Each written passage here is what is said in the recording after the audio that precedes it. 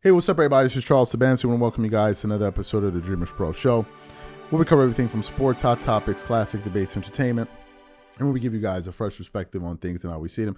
And this show here is going to piss off a good amount of people, but I just don't give a damn because we got to do it anyway. But before we get into it, please make sure you like the video and subscribe to the channel. Now, I already knew it. That this inevitably was going to happen. Some of y'all are like, what the hell is he talking about? Well, we now know that it's a fact that Shannon Sharpe will be going to join ESPN First Take with Stephen A. Smith. Now, what do we know about Shannon Sharpe? We know he's funny as hell. We know he's a football Hall of Famer, tight end, all of those different things, guys, muscles out the whatever, wazoo, whatever. But what we also know is that he is a huge LeBron James fan. So what happened?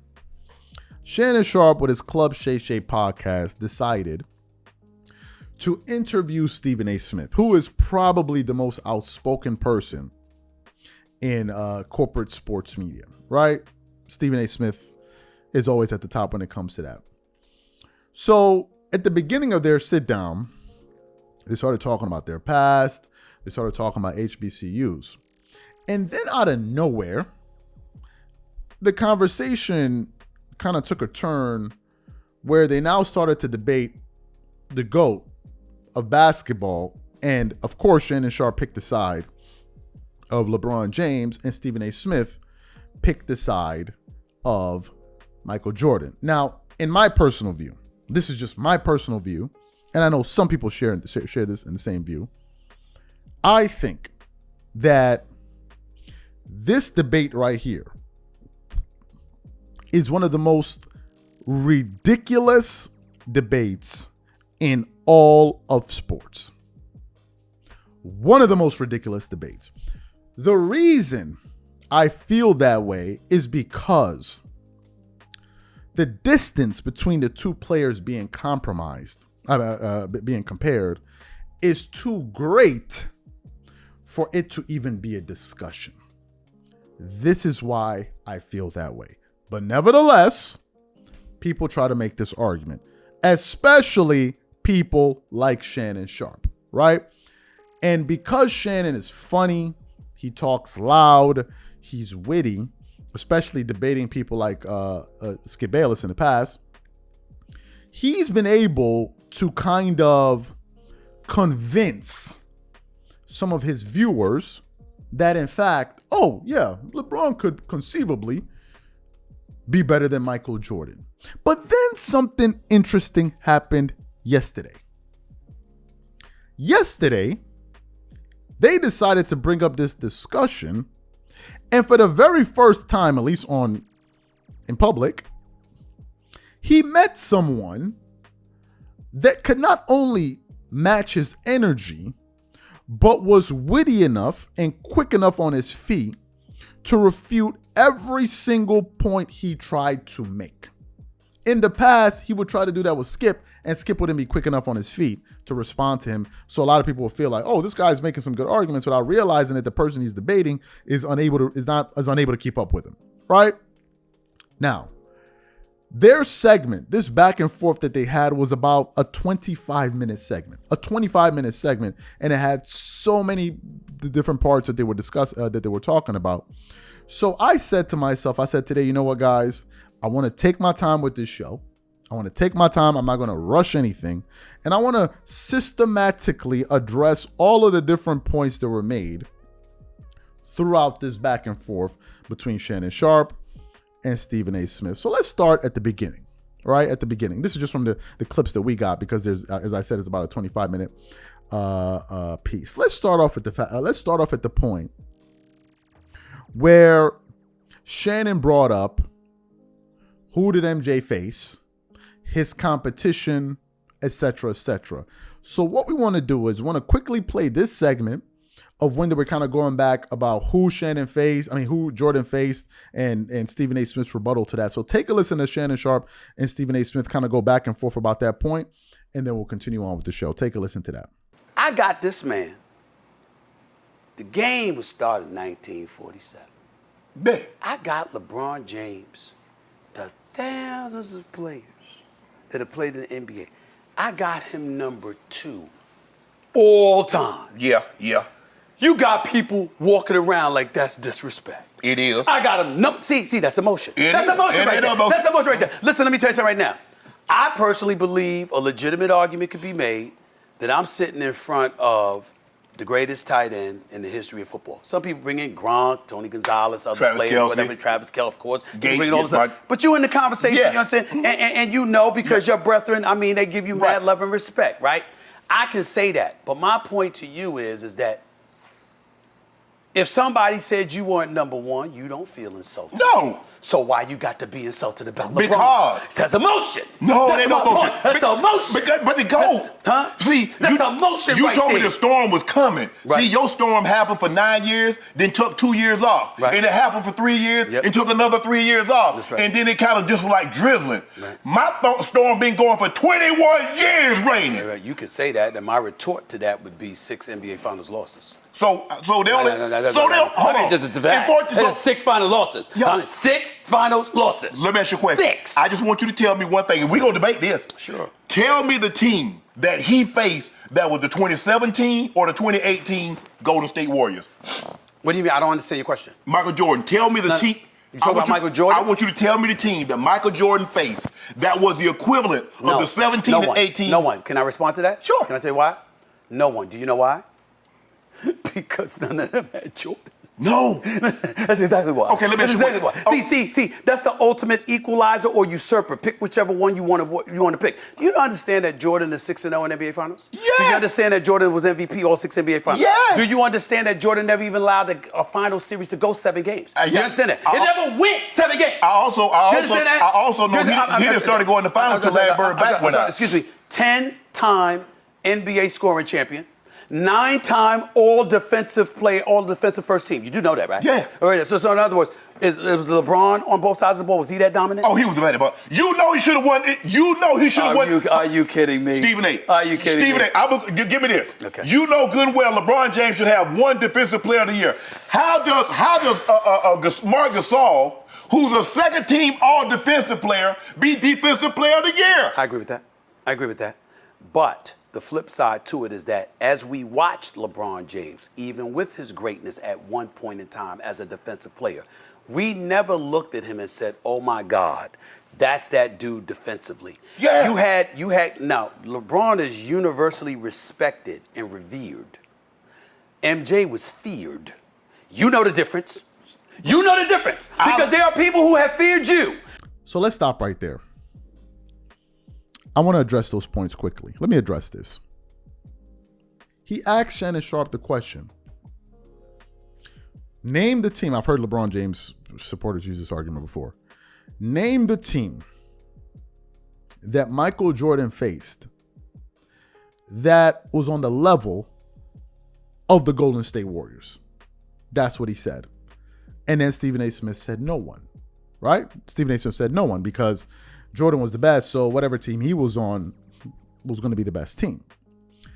A better question would have been,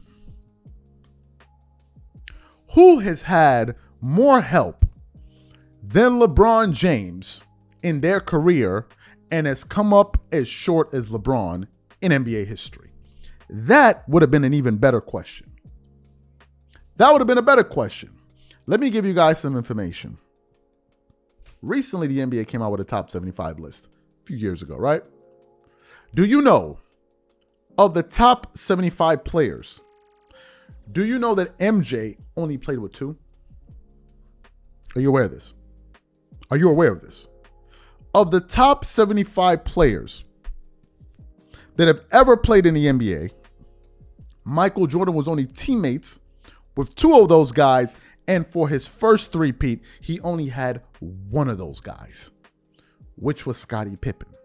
For his second three-peat, he had both Scottie and arguably the best rebounder in NBA history and one of the best defenders in NBA history, and Dennis Rodman, who was at a much advanced age. I think he was like 36 or something like that during that second three-peat.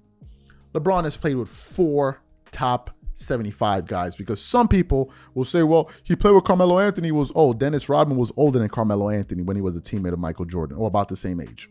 You can't use that excuse. These guys are full of excuses. This is their MO. Now, let's take it a step further. Let's look at the total combined all-star appearances that each player played with in terms of help. Because he's talking about who did he face. I'm talking about who did Jordan have. Jordan, think about this. I want you guys to think about this. Has played with a total of 10 all-star appearances in terms of his teammates in his NBA career. That includes Horace Grant, that includes Scottie Pippen, that includes Dennis Rodman. The last time I did the calculations and I had to use a calculator, LeBron's teammates have made about 93 all-star appearances. That was the last time I checked. That number must now be close to 100 all-star appearances. So to even bring up that point is an absolute joke.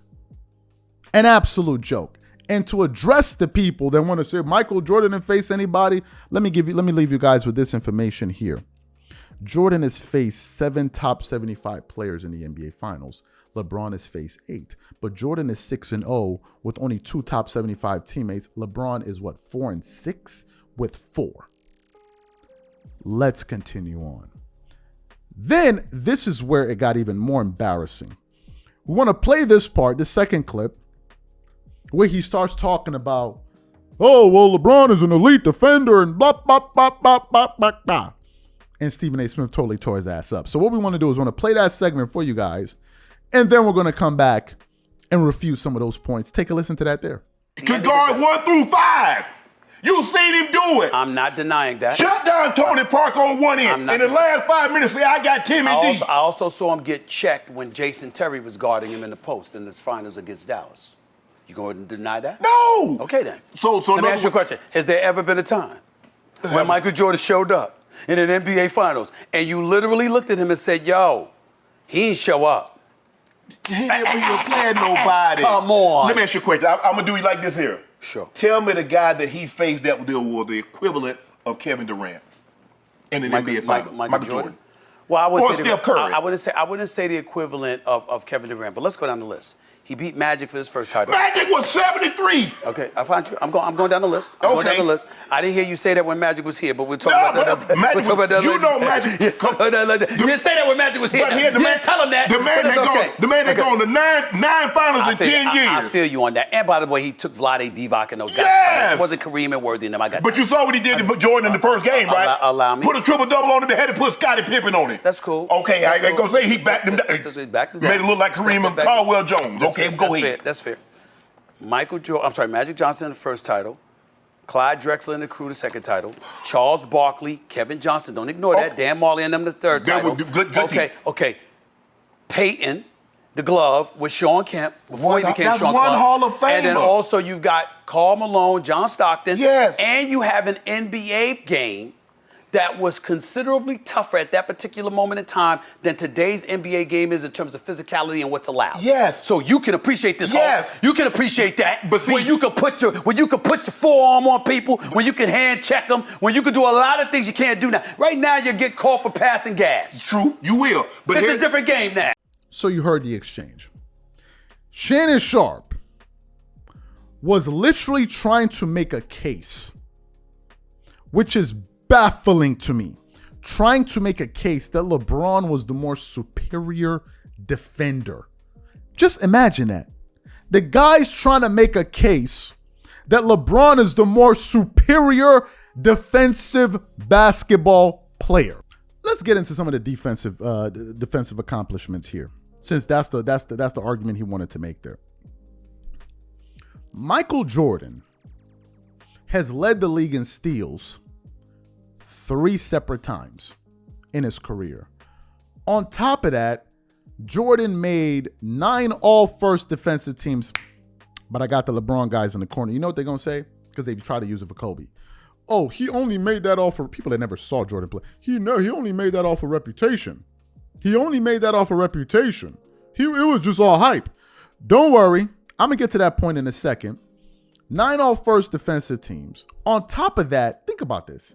As a 2-guard, he also won the Defensive Player of the Year while having a teammate like Scottie. Do you know how good of a defensive player you have to be to win an All-Defensive Player of the Year award over Scottie Pippen on your team? Jordan did that as well. Now let's get to LeBron for a second. LeBron has made 5 all-first defensive teams, and he's made 6th. Case closed. And for the people that asked the question, well, Jordan only made it, or made the statement, Jordan only made it because of reputation. So which one of those ones that LeBron made that was off of reputation? So he made, let me guess, LeBron made 2 then. The rest were just off of reputation. Arguing with these guys is the easiest thing to do because they don't reason with logic, they reason with their emotions. It is dumb easy to argue with these guys. Now let's move on. Then towards the end of it, he then brings up Kareem, mental toughness, and every LeBron James's worst nightmare, losing. So what we want to do is want to play this final exchange for you guys here, and then we're going to come back and give you guys our closing thoughts. Take a listen to that there. But at the end of the day, all I'm trying to say is that LeBron is phenomenal. He's great. We should throw no shade on him. One of the greatest ever. Top 3. I didn't see you saying one of it. First of all, he will never be greater than Jordan to me. But more importantly, let's go to Kareem. 19-time All-Star, 6-time league MVP, champion on a high school level. They don't get Kareem credit. Champion in UCLA, champion in the NBA. Okay, 6 times. Good Lord have mercy. Six all-time leading scorer before LeBron surpassed him. All of that stuff happened. I'm just saying, come on now. The resume is better, but I still don't believe he was the player that LeBron James is. Yeah. All right? But what I hold, and I'll say this to you. I'll tell you something that I very rarely said. If you took LeBron James' career from 2012 to now, and that was his history, from his first title to what he is now, and you wanted to make an argument against Jordan, I'm listening. The problem is we don't get to ignore those first 7 or 8 years where there were a couple of occasions where one, he was accused of quitting, and I don't believe that, by the way. I don't believe that. They accused Noah of drunkenness. No. I'm talking about his God still gave him the art. I got you, but I feel you. But it's true, but it's still accused of drunkenness. Okay. But the point is, no, against Boston. I don't believe that. It was a lot of stuff going on with LeBron that's none of our business, that people, they were totally unfair to him, including his damn teammates. Yeah. But that's a different story for another day. I never held that against him. Right. But when you got 4 games against the Dallas Mavericks in which people looked at you and said choke. But when you look at LeBron, think about this. You want me to tell you what I hold against him just as much as I held against the Dallas performance? What? The following year with the All-Star game. You got the ball in your hands. It's an exhibition. Oh, he passed It's an exhibition. It doesn't count. Right. It's all in fun. Right. Kobe claps his hand, God rest his soul. So and come he's on like, with it. yo, let's come on with it. You got D-Wade on the court. You got Melo in the corner. Yeah. And he threw the pass. And all 3 of them, along with Kobe, descended on LeBron and said, yo, what's up? What you doing? Because they knew he was psyched out. He was messed up. And what I'm saying to you is that Kobe wasn't like that. MJ wasn't like that. D-Wade wasn't like that. In his first NBA Finals appearance, they down 0-2 to Dallas. D-Wade goes berserk, averages 37 in the last 4 games. Right. I'm just saying it's stuff like that. It's not that you look at LeBron and you diminish him. It's just that you can't elevate him above somebody like MJ when I got that evidence to support my argument. That's all. So you heard the points that Stephen A. Smith brought up. Let's discuss losing for a second. Let's deal with losing for a second. This is the one aspect of this debate LeBron fans can never answer. What they do is, if you bring this point, I've noticed this because I've dealt with some of these guys in the comment section. These guys are the kings of deflection and making irrelevant comments. You could be talking about rebounding. They'll bring up a conversation about scoring. If you then address the point that they made about scoring, they'll now start talking about assists. If you address the point that they brought up at assists, they'll now bring it back to rebounding. they can never quite answer you on the points. So if we talk about losing, instead of them answering the question about losing, they will talk about, but who did Michael Jordan face? As if to say, if I shift the argument, that just totally nullifies the point about losing. If you want to win an argument with any LeBron James fan, don't even waste your time going over why you think Jordan. Don't even wait. Just bring up losing. Make the basis of your. I'm gonna give you guys a blueprint. Make the basis of your argument about losing, and then work your way from there. They can never argue their way out of that box. Ever. Ever, they cannot. Because when we talk about losing, some people could make a case LeBron shouldn't even be in the top 5 when you're losing that much. Because then we got to go look at the record of some of these other guys that he's in the class with. And we got to ask ourselves, why should we have this guy in the same class with these other guys when they all have a winning percentage in the finals? Why? Jordan is 6-0. I believe Kareem is 6-4 or 6-8, if I'm not mistaken. Last time I checked. Kobe is 5-7. Shaq is, let me see, he won 3 in a row, so that's 3. Then he lost 4. I think Shaq is 5-6, if I'm not mistaken, in the finals or something like that. 4-6, I believe it is, in the finals. Tim Duncan is about 5 and I forgot, but all of these guys have winning percentages. And then you bring LeBron, who has a 40% winning percentage in the final, and you're going to put him up against a guy that has won 100%? You're better off trying to get him past Shaq, get him past Tim Duncan, get him past Kobe, but not these guys. They want to jump all of these people and go put him right next to Michael Jordan. Because what all of those guys accomplished doesn't really matter. It doesn't really matter. They don't address losing, but if you bring a player that's less successful than their favorite player, then all of a sudden they talk about winning. Give you guys an example. If we say, why do you think it is fair to have LeBron ranked next to Michael Jordan when he's lost so much? They will say, well, LeBron didn't have blah, blah, blah. But I said, so what about Kevin Durant? If you bring Kevin Durant, they'll say, but LeBron has won more championships than him. I'm like, so what was going on here?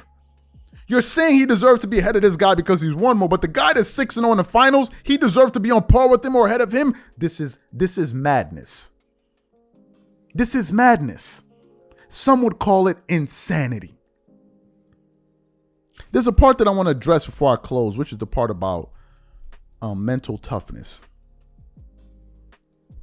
As you guys know, I have LeBron in my top 5. He's number 4. Now, some people say if you have LeBron in your top 5 and you're going to talk about LeBron, you need to say positive things about him every single day. To those people, I say you can kiss my ass or go kick a rock. I don't have to say anything the way I don't want to say. You know what?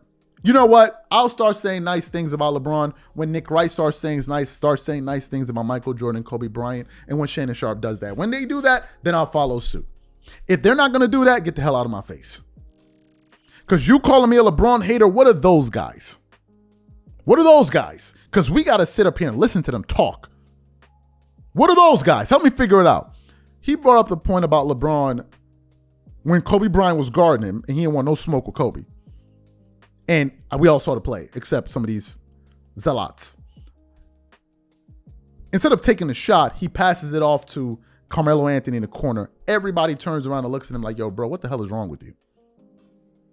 And Stephen A. Smith brought up that point, talking about he didn't have the mental toughness. This is why I can never have LeBron ahead of Kobe. There's just one reason. They're not even in the same universe when it comes to mental. It's not even close. Kobe was scoring 40 points a night while fighting a court case for his freedom. LeBron was melting down over basketball situations. You can't even compare these two individuals. You cannot. You can't do it. Mentally, you cannot even begin to compare them.